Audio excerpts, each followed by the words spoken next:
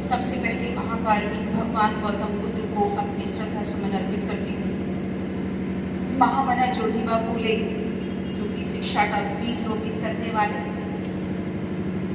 माता सावित्रीबाई फूले जी को कोटि कोटि नमन करती हूँ।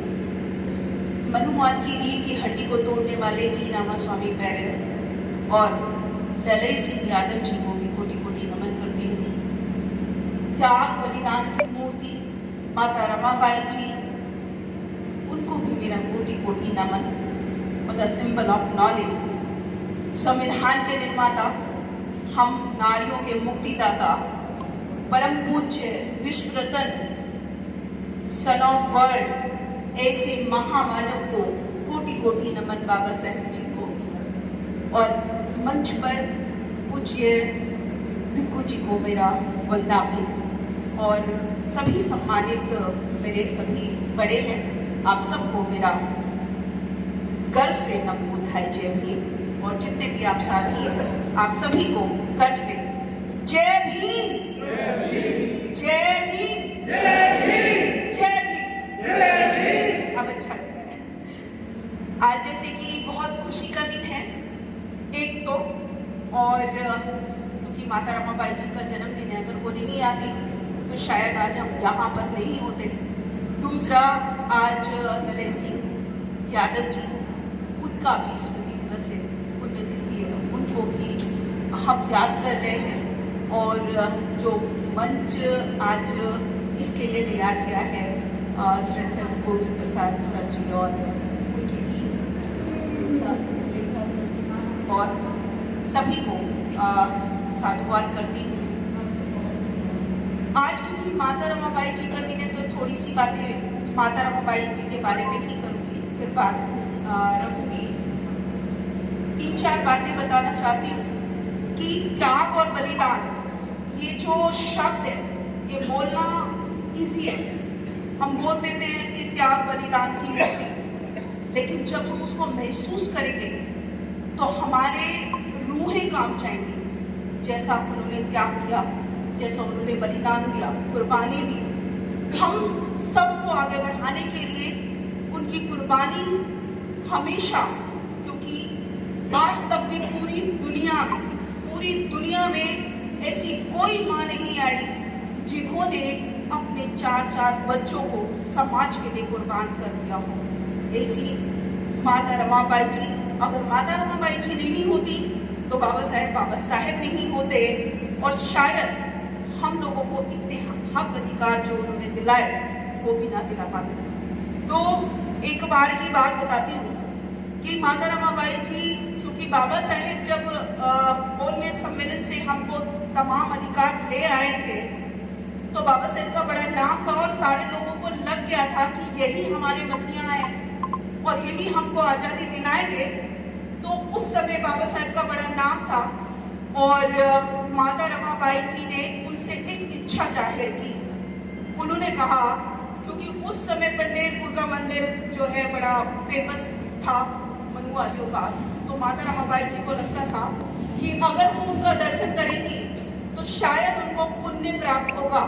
तो बाबा साहेब से हमेशा कहती थी कि मुझे भी पंडेरपुर के दर्शन करते हैं। तो बाबा साहेब, क्योंकि बाबा साहेब किसी अंधविश्वास को, पाखंड को नहीं मानते थे, उन्होंने कभी कोई मंदिर नहीं गए, कभी कोई कलावा नहीं बांधा, कभी कोई टीका नहीं लगाया, फिर भी उनका डंका पूरे विश्व में बजता है। किसकी बदौलत?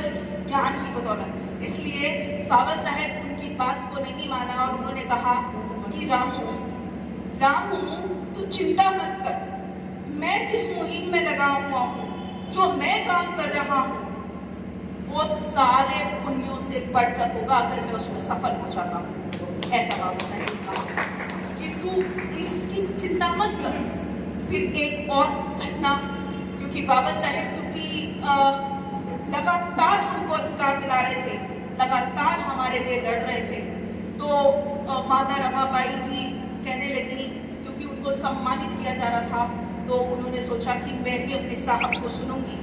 और उनके पास लेकिन अच्छी साड़ी नहीं थी, फटी हुई साड़ी थी। लेकिन एक बार साहब जी गायकवाड़ जी के वहाँ पर आए, जो कि अपनी पगड़ी भूल गए थे। पगड़ी भूल गए थे। माता रमाबाई जी ने सोचा कि मैं ये पगड़ी पहनकर जाती हूँ और अपने साहब को सुनती हूँ। तो वो पगड़ी पहनकर गई और उन्होंने बाबा साहेब को एक पेड़ के पीछे से सुना और बाबा साहेब ने उनको देख भी लिया। बाबा साहेब घर आए, उन्होंने कहा रामू, मतलब वो इतने भावुक हो गए, इतने आंखों में उनके आंसू कि रामू तूने मेरे लिए क्या नहीं किया, अपना सब कुछ तो कुर्बान कर दिया और मैं कि मैं तुझे एक साड़ी तक नहीं दिला पाया। इस बात पर वो बड़े दुखी हुए, उनकी आंखों में आंसू थे।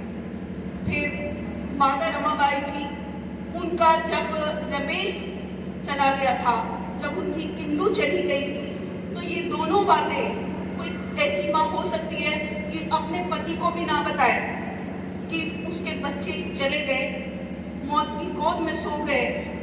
ऐसे ही क्योंकि बाबा साहेब बाहर पढ़ने गए थे तो उन्होंने अपने बच्चों की खबर तक उनको नहीं दी ताकि वो परेशान ना हो जाए, ताकि वो अपने लक्ष्य को पूरा करने में सफल ना हो जाए। इसलिए उन्होंने कभी अपने बच्चों की भी बात उनको नहीं बताई।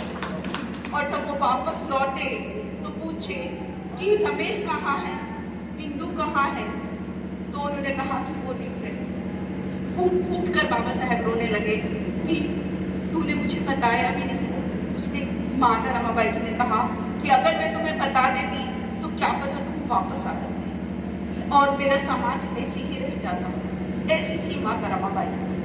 फिर एक आखिरी सांस जब उनको ले रही थी, जब आखिरी सांस उन्होंने ली, तब भी उन्होंने बाबा साहेब को बुलाया और उनसे एक वादा लिया।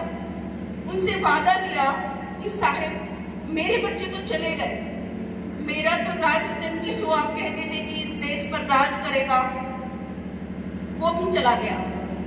मेरे बच्चे चले गए, लेकिन मुझसे एक वादा कीजिए कि ये जो समाज है, ये जो ऐसी मतलब बहुजन समाज है, इनको जो हक अधिकार नहीं मिले, मैं आपसे वादा लेना चाहती हूँ कि चाहे कुछ भी हो जाए, तुम्हें मेरे इन करोड़ों करोड़ों बच्चों को अधिकार दिलाने होंगे, इनको सम्मान की जिंदगी दिलानी होगी। और बाबा साहेब ने उनसे वादा किया और उस वादे को पूरा भी किया। ऐसे थे बाबा साहेब और ऐसी थी माता रमाबाई। मैं जब भी उनको पढ़ती हूँ या जब भी उनके बारे में बोलती हूँ इमोशनल हो जाती हूँ, क्योंकि आज तक भी मैंने ऐसा कोई नहीं देखा जिसने अपने बच्चों तक, क्योंकि हमारे अगर बच्चों के सर में भी दर्द हो जाए तो हम दुखी हो जाते हैं, लेकिन एक माता रमाबाई जिन्होंने समाज के लिए, हम सब के लिए 4-4 बच्चों को कुर्बान कर दिया, ऐसी थी माता रमाबाई। माता रमाबाई जी नहीं होती, उनका त्याग, उनकी कुर्बानी नहीं होती तो शायद आज हम इस अच्छे से प्रांगण में खड़े नहीं हो पाते। और उन्हीं को हमने भुला दिया, तो धिक्कार है ऐसे लोगों पर जो माता रमाबाई जी को या हमारे तमाम महापुरुषों को भूलकर आज भी उस धर्म में उलझे हुए हैं जो उनका कभी था ही नहीं। आज भी उसको फॉलो कर रहे हैं, उन मनुवादी ताकतों को मजबूत कर रहे हैं जो हमारा कभी भला चाह ही नहीं सकती। आज कदम कदम पर हमारा शोषण, हमारा हक अधिकार छीन रहे हैं और हमारा समाज शांति से बैठा है। हमारा समाज को लगता है हम तो सक्षम है, हमको क्या जरूरत है, हमारे बच्चे तो अच्छा पढ़ रहे लिख रहे, अच्छा गाड़ी बंगला सब कुछ तो है, फिर क्यों जाना है।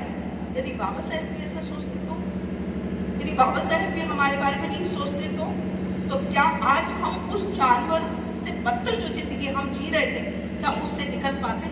नहीं निकल पाते। इसलिए समाज का दर्द ही हमारा दर्द है। अगर हम अपने आप को, हम तभी अम्बेडकर न्याय कह सकते हैं अपने आप को जब हम खुद तो जागरूक हो ही, लेकिन हम अपने समाज को भी जागरूक करें। एक ऐसे महामानव आपने देखिए कि बाबा साहेब को तो कदम कदम पर बाधाओं का सामना करना पड़ा, कदम कदम पर उनको इतनी बाधाएं आई।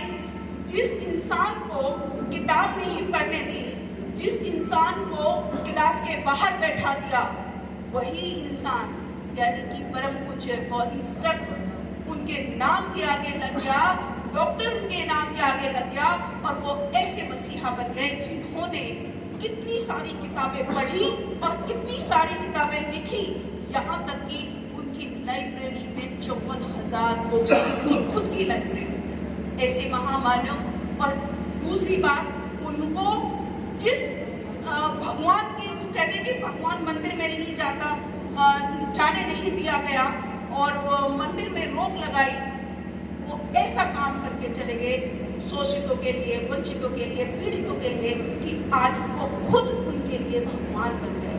आज हमारे दिलों पर राज करते हैं बाबा साहेब, क्योंकि उनसे बड़ा भगवान और उनसे बड़ा देने वाला इस धरती पर तो पैदा कभी आज तक हुआ नहीं और ना ही कभी होगा, क्योंकि जैसे वो हैं ऐसा कोई भी नहीं। और तीसरी बात, जिस धर्म ने उनको छोटा समझा, जिस धर्म ने उनको ठुकराया, जिस धर्म में जात पात ऊंच नीच भेदभाव उनके साथ हुआ, बाबा साहेब ने उसी धर्म ग्रंथ को 25 दिसंबर 1927 को आपके हवाले कर दिया और एक साफ सुथरी व्यवस्था जो सबके लिए समान है, एक संविधान हमको दे दिया, जो कि सबसे बड़ा लिखित संविधान है। एक अच्छी व्यवस्था हमको बाबा साहेब देकर गए। तो बाबा साहेब कुछ भी अधूरा नहीं छोड़कर गए। बहुत सारे लोग कहते हैं बाबा साहेब आपका मिशन अधूरा, हम करेंगे पूरा। हम तो उनके अधिकारों को भी नहीं बचा पा रहे, हम उनका मिशन क्या पूरा करेंगे? वो खुद अपना मिशन पूरा करके गए, एक एक डॉक्यूमेंट में भारत को पौध में बनाकर गए और उन्होंने कहा कि यदि तुम्हें सम्मान से जीना है, यदि तुम्हें इंसानों की जिंदगी जीना है, तो बौद्ध धर्म ही तुम्हारे लिए सर्वश्रेष्ठ है, उससे सर्वश्रेष्ठ और कुछ भी नहीं। तो हमको समझना होगा, हमको बाबा साहेब की और तमाम महापुरुषों की विचारधारा को मानना होगा, क्योंकि उनकी विचारधारा को जब हम अपनाएंगे, जब हम अपने इतिहास को जानेंगे, और सबसे पुराना जो धर्म है वो बौद्ध धर्म ही है। ये आप समझ लीजिए, सब तोड़ मरोड़ के पेश किया गया, हम लेकिन जानते नहीं। और बाबा साहेब कहते हैं कि जो अपना इतिहास नहीं जानते वो कभी इतिहास नहीं बना सकते। तो आप लोगों से उम्मीद करती हूँ और रिक्वेस्ट करती हूँ कि खुद आप जागरूक हैं, जितने भी यहाँ पर बैठे हैं वो सब के सब अद्भुत खजाने के मालिक हैं। आप यहाँ विद्वान हैं, क्योंकि यहाँ पर वही लोग बैठे हैं जो महापुरुषों के दर्द को, समाज के दर्द को समझते हैं, वही बैठे हैं।